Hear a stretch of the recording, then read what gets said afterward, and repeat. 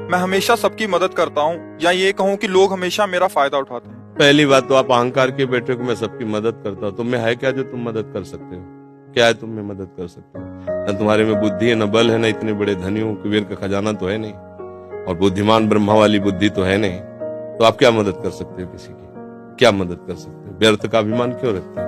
भगवान कृपा करके यदि किसी को एक लोटा पानी तुमसे पिलवा रहे हैं तो इस बात को ऐसे क्यों नहीं देखते हो कि भगवान कृपा करके इन रूपों में मेरी सेवा स्वीकार कर रहे हैं, मैं मदद। इसीलिए तो तुम्हें क्रोध आ रहा है, क्योंकि कामा संजायते क्रोधा, क्रोधा स्मृति विभ्रमा, स्मृति भ्रंशात बुद्धिनाशो, बुद्धिनाशात प्रणश्यति। तुम ये कामना किए बैठे हो कि मैं दूसरों की सेवा करता हूं और दूसरे मेरी बात नहीं मानते, ये सेवा नहीं हुई।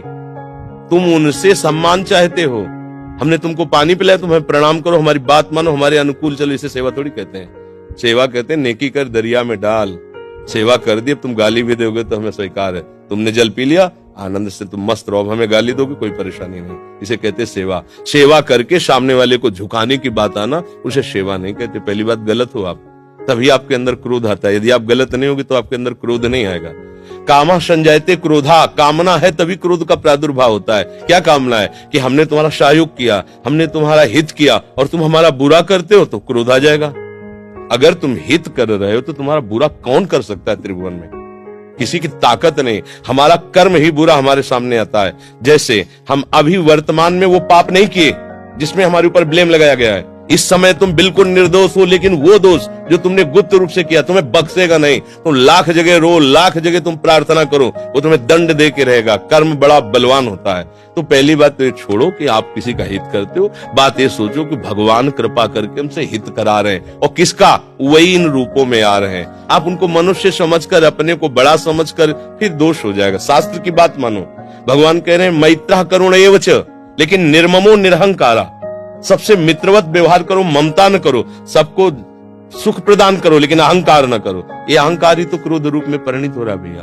दोष को खुद पकड़े हुए हो, दूसरों पे दोष देखते हो, कैसे सुधार होगा? बात सुनो, यहाँ मुंह छुपरी बात नहीं होगी। तस्मात् शास्त्रम प्रमाणम ते कार्याकार्यो व्यवस्थित हो। सही बात सुनने के लिए भी छाती में बल चाहिए। बोलने की तो बात जाने दो, सही बात सुनने के लिए हमारे अंदर बल चाहिए। अगर तुम इस बात को सुन ले, समझ गए, तो तुम गृहस्थ में रहते हुए भी महाशक्तिशाली बन सकते हो। पर आज हम क्या है कि शक्ति खुद अपनी खो रहे हैं, इसीलिए क्रोधित हो रहे हैं। कमजोर क्रोधित होता है, बलवान क्षमावान होता है। बलवान क्रोधित नहीं होता है, कमजोर को क्रोध आता है, कामना युक्त को क्रोध आता है। हम दूसरे का हित कर रहे हैं, ये अहंकार है। हम एक यंत्र हैं, भगवान यंत्री हैं, वो जैसा हमसे करवा रहे वैसा हो रहा है। हमें ये भावना रखनी है, हम करने लायक हैं। एक श्वास भी नहीं ले सकते इस तरह में, ऐसे भी नहीं कर सकते। अगर वहां से ऑफ हो जाए तो तुम एक श्वास नहीं ले सकते, फिर क्या होगा? एक कदम नहीं चल सकते, फिर क्या होगा? तो बात समझिए, आपसे जो करवाया जा रहा है वो प्रभु श्री हरि कर रहे हैं। इसी भाव से जब हम चलेंगे तो हमारे कभी गुस्सा नहीं आएगा, कभी गुस्सा नहीं आएगा। आप समझ पा रहे हैं?